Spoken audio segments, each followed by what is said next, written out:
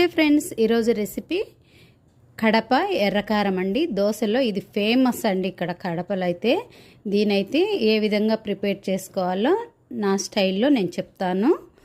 ముందుగా ఒక 4 ఎండుమిరపకాయలను నీళ్ళలో ఒక 10 నిమిషాలు అయితే నానబెట్టుకోవాలి. చిన్న మిక్సీ జార్ని అయితే తీసుకోవాలి. నానబెట్టుకున్న ఎండుమిరపకాయలు, జీలకర్ర, వెల్లుల్లి, కొద్దిగా చింతపండు, ఉల్లిపాయ ముక్కలు వేసుకొని రుచికి తగినంత ఉప్పు వేసుకొని ఫైన్ పేస్ట్ లాగా చేసేసుకొని పక్కన ఉంచుదాం. ఇప్పుడైతే పోపు కోసము స్టవ్ వెలిగించి బాండి పెట్టి ఆయిల్ 1 టేబుల్ స్పూన్ వేసి వేడైన తర్వాత జీలకర్ర, ఆవాలు, పచ్చిశనగపప్పు, మినప్పప్పు, కరివేపాకు వేసి ఫ్రై అయిన తర్వాత గ్రైండ్ చేసి పెట్టిన పచ్చడిని అయితే వేసేసుకొని 1 నిమిషం ఆ విధంగా అంతా కలిపేసుకొని సర్వ్ చేసుకొని తినేయడమే అండి.